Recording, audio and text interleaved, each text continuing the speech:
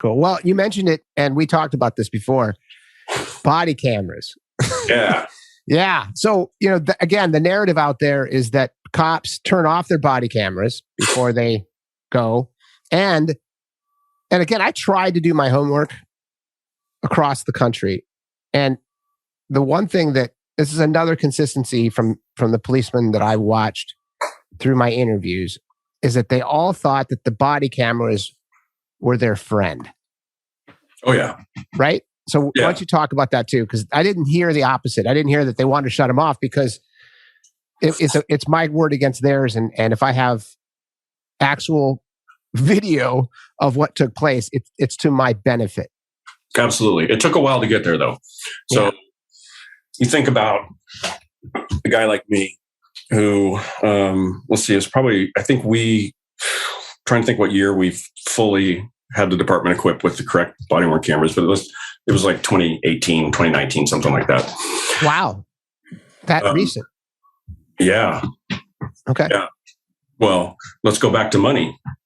Right. So that was it before. They didn't have it because of money. Oh, it's expensive. There's still departments that don't have it because of money. It's incredibly expensive. Jesus. Okay.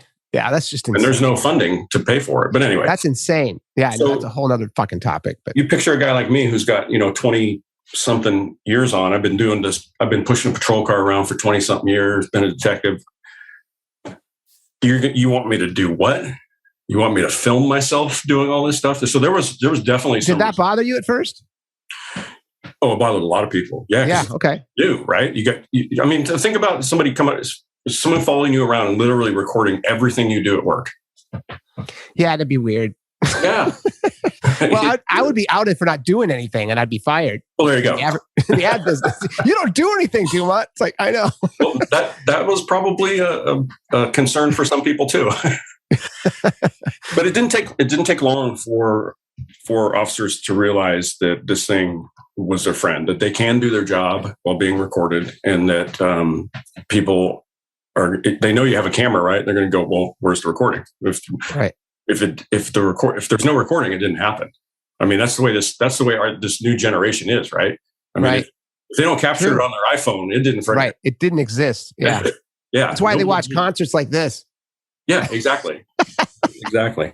Yeah. So that resistance over the course of probably a couple years turned into your senior officer coming into the sergeant's office going, "A body camera doesn't work. I can't go to work." Oh wow! So it completely did 180. Yeah, okay. Completely flipped.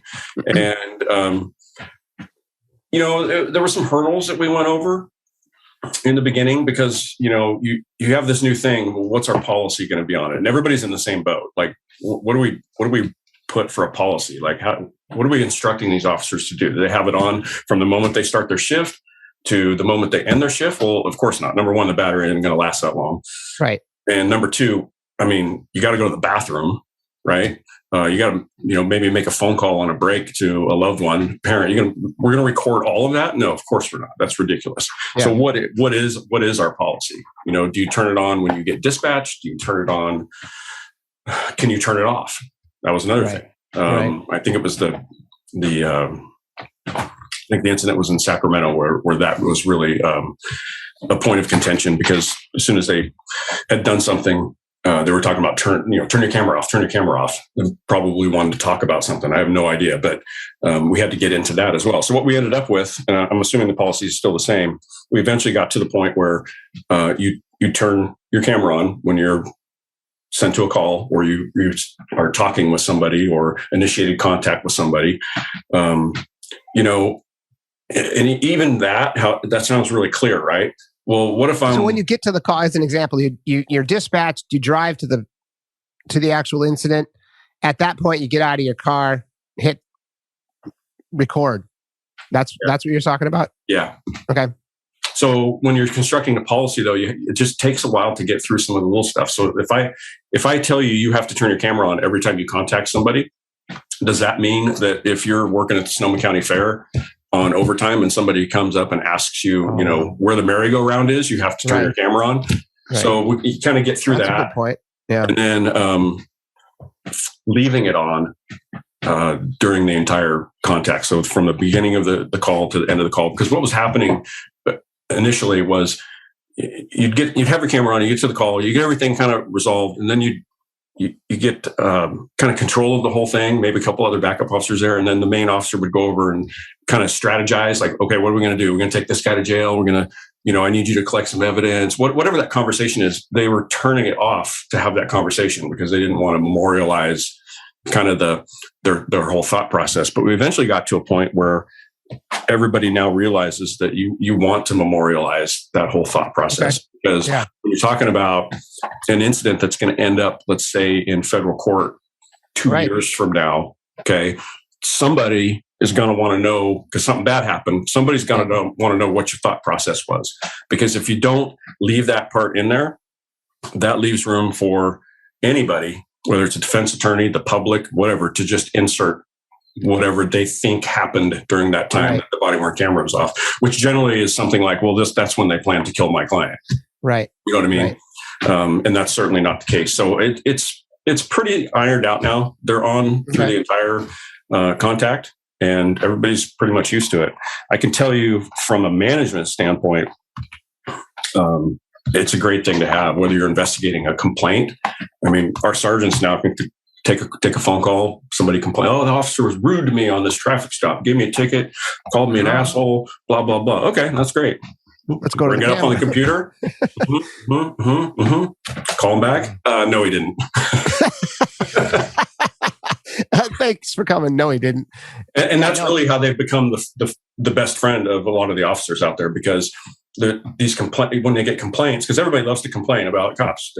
Cops are rude. They called me names. He didn't do his job. Whatever it is. Now we'll just go back and look at it on the body-worn camera and go, yeah, that's not how it happened. Or that is what happened. Right. Now we need to resolve it. And whether that's informally or formally or whatever it is, depending on the severity, it gives, as a manager, as a supervisor, it's an invaluable tool for dealing with that kind of stuff. And we at one point also had an auditor that we contracted with, and he would come. He wasn't an employee of the department. He actually worked he was an attorney and worked for the city manager, but he's no longer there, and I think they're trying to refill the position. But he would come in and just go through and watch body-worn camera video, like randomly, just to see what he could see. Or we would ask him, hey, what do you think about this? What do you think about this call? Do you think, am I in left field here? Or are you kind of on the same opinion that this shouldn't have happened the way that it happened? So that was pretty valuable to have. But the camera themselves are they're part of our culture now. Yeah. Everybody expects it.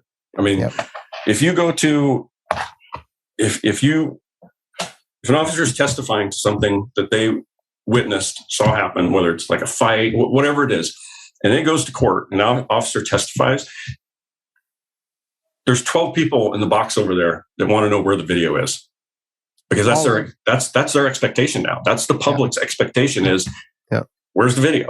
Because if it wasn't on video, then how am I supposed to believe that this actually happened? Right. And it's sad that we've gotten there, because we went from a place where where the public would believe a police officer. If you get up on the stand and you testify to something, there's probably a little bit higher level of belief. There was, and I'm not sure that exists today for a lot of our society without the video. That's a good question in the sense that, as someone who spent 27 years on the force and rose through the ranks from actual field officer to lieutenant, do you feel just within your city that trust in the police department itself has diminished? I think, yes, I do. But I also think a lot of that has to do with more people's experience with media and social media, as opposed to their actual experience with, a lot of people go their whole life and never have any contact with the police whatsoever. Maybe they got a ticket from somewhere, and that's going to be their entire experience, right? That's all they know, because that's what happened, whether it was good or whether it was bad or whether it was indifferent.